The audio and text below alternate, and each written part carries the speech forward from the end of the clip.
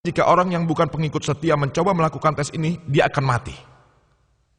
Dan orang yang tidak setia tidak akan berani untuk menjalani tes ini. Jika Anda bukan pengikut setia Kristen, jangan coba-coba untuk menjalaninya. Jika Anda mengikuti tes ini dan ternyata Anda pengikut palsu, maka Anda akan gagal. Karena tes hanya untuk pengikut yang setia. Jadi seseorang yang bukan pengikut setia Kristen tidak akan pernah untuk mencoba tes ini, karena dia akan gagal dalam tes ini. Saya sudah membaca buku Quran dan Injil dari sudut pandang ilmu pengetahuan dan sejarah yang ditulis oleh Dr. William Campbell. Dan saya menarik kesimpulan bahwa dia adalah seorang pengikut setia Kristen. Dan setidaknya saya ingin dia memberi konfirmasi mengenai tes kepalsuan ini.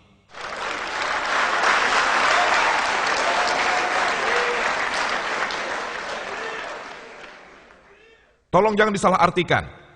Saya tidak akan meminta Dr. William Campbell untuk meminum racun. Saya tidak ingin membahayakan diskusi ini. Saya hanya akan memintanya berbicara dalam bahasa asing. Bahasa asing yang saya maksud itu adalah sebuah bahasa baru. Bahasa baru. Sebagian dari Anda mungkin sudah tahu kalau India memiliki lebih dari 100 bahasa dan dialek. Saya hanya meminta beliau untuk mengatakan 3 kata ini. 100 rupiah. Dalam 17 bahasa resmi. Hanya ada 17 bahasa resmi di India, dan untuk mempermudah Dr. William Campbell, saya mempunyai sebuah catatan 100 rupiah yang ditulis dalam 17 bahasa. Semuanya ada di sini. Selain bahasa Inggris dan Hindi, saya akan membantunya dengan memberitahu satu.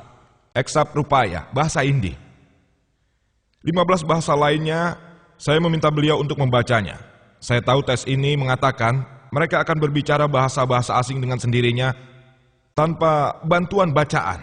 Saya ingin membuat tes ini lebih mudah, jadi saya ingin melihat seseorang melewati tes ini. Jika orang itu tidak dapat mengucapkannya sendiri atau ingatannya setidaknya membacanya, saya tidak keberatan untuk mengakuinya. Saya ingin meminta pimpinan diskusi memberikan ini pada Dr. William Campbell. Dia dapat menanggapinya. 15 bahasa. Eksap rupaya hanya 3 kata. Apa yang dikatakan Injil tentang hidrologi? Injil mengatakan dalam kitab Kejadian 9, ayat 13-17. Setelah Tuhan, pada saat Nuh menenggelamkan bumi dengan banjir lagi, sekarang kita tahu kalau pelangi disebabkan oleh pembiasan cahaya matahari dengan hujan atau halimun. Tentu saat sebelum Nabi Nuh pasti ada ribuan pelangi. Untuk mengatakan pelangi itu tidak ada sebelum masa Nabi Nuh, Anda harus menganggap kalau hukum pembiasan itu tidak ada, dan ini tidak ilmiah. Tapi kini kita sudah tahu bahwa pelangi berasal dari pembiasan sinar matahari dan juga air. Tentu saja ini juga sudah ada sebelum zaman Nabi Nuh alaihissalam.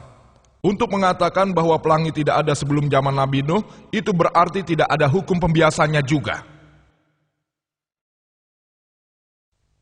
Di bidang kesehatan, Injil mengatakan dalam kitab Imamat ke-14 ayat 49-53 bahwa sebenarnya cara baru untuk membasmi wabah lepra di rumah.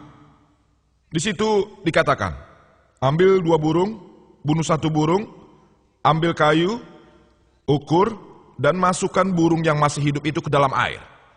Lalu setelah itu, perciki rumah 7 kali dengan air tersebut. Memerciki rumah dengan darah untuk membasmi wabah lepra. Apa Anda tidak tahu bahwa darah adalah media kuman, bakteri dan juga toksin? Saya berharap Dr. William Campbell tidak menggunakan cara ini untuk mensterilkan ruang operasinya. Dalam kitab Imamat ke-12 ayat 1-5. Dan kita tahu secara medis bahwa setelah seorang ibu melahirkan, dia tidak menjadi higienis, menyebutnya tidak bersih secara agama. Saya tidak keberatan. Namun Imamat ke-12 ayat 1-5 mengatakan, setelah seorang wanita melahirkan anak laki-laki, dia tidak akan bersih selama 7 hari. Dan masa tidak akan bersih ini akan berlangsung selama 33 hari atau lebih. Jika dia melahirkan anak perempuan, dia tidak akan bersih selama 2 minggu. Dan masa tidak bersih ini akan berlangsung selama 66 hari. Jadi kesimpulannya, jika seorang wanita melahirkan anak laki-laki, dia tidak bersih selama 40 hari. Dan jika dia melahirkan anak perempuan, dia tidak bersih selama 80 hari. Saya ingin Dr. William Campbell menjelaskannya secara ilmiah. Bagaimana mungkin seorang wanita tetap tidak bersih setelah dia mengalami 2 kali masa menstruasi? Injil juga mempunyai tes yang bagus berkaitan dengan perzinahan. Bagaimana membuktikan seorang wanita telah melakukan perzinahan? Dalam kitab Bilangan, ke-5 ayat 11-31. Di situ dikatakan, pendeta harus mengambil air suci dari suatu tempat, mengambil debu dari lantai, dan meletakkannya ke dalam tempat tersebut sehingga air itu menjadi pahit. Dan setelah mantra dibaca, dia memberikan air itu pada si wanita. Jika wanita tersebut pernah berzina, setelah dia meminumnya, mantra itu masuk ke tubuhnya, perutnya akan menggelembung dan pahanya akan membusuk, dan dia akan dikutuk oleh orang-orang banyak. Tapi jika dia tidak pernah berzina, dia tetap akan bersih dan akan melahirkan keturunan. Metode baru untuk mengidentifikasi apakah si wanita pernah berzina atau tidak. Saat ini di dunia, ada ribuan kasus yang tertunda di seluruh belahan dunia. Pengadilan hukum yang berbeda hanya berpedoman pada asumsi seseorang tanpa bukti kalau wanita telah melakukan berzina. Saya telah membaca di surat kabar dan juga media kalau presiden negara hebat ini, Tuan Bill Clinton, terlibat skandal seks sekitar 2 tahun yang lalu. Saya penasaran, mengapa pengadilan Amerika tidak menggunakan tes air pahit ini untuk membuktikan skandal presidennya?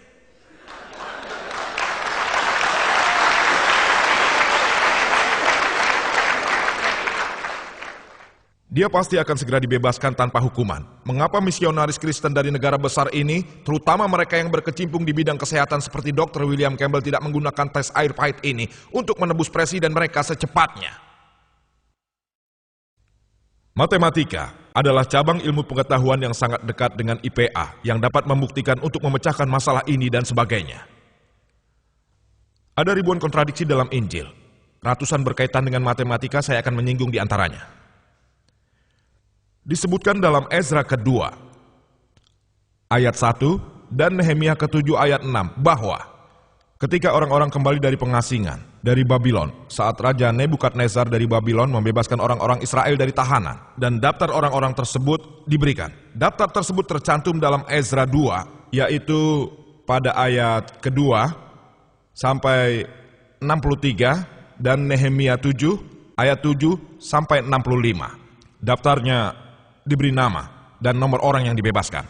Dalam 60 ayat ini terdapat tidak kurang dari 18 kali.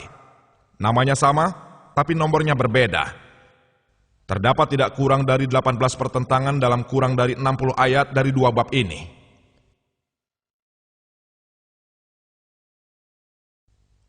Ini adalah daftarnya. Saya tidak punya cukup waktu untuk membacakannya. Ada tidak kurang dari 18 kontradiksi yang berbeda dalam kurang dari 16 ayat. Lebih lanjut, dijelaskan dalam Ezra kedua,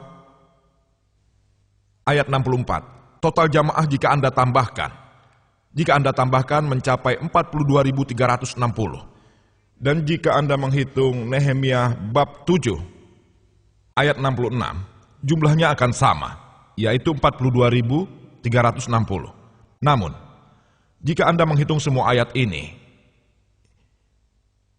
yang juga merupakan PR saya, ini daftar Ezra, dan ini daftar Nehemia. Ezra bab 2 dan Nehemia bab 7. Ini merupakan pekerjaan rumah untuk saya. Pada Ezra bab 2, tidak mencapai 42.360, tapi hanya 29.818. Dan jika Anda menghitung Nehemia bab 7, bahkan tidak mencapai 42.360, hanya 31.089. Penulis Injil ini, yaitu Tuhan yang Maha Besar, tidak bisa menghitung. Tapi jika Anda tanyakan ini pada seorang lulusan SD pun akan dapat menjawabnya dengan benar. Anda dapat menjumlahkan 60-an ayat ini dengan mudah. Tuhan yang maha besar tidak mengerti penjumlahan. Nauzubillah. Tapi jika kita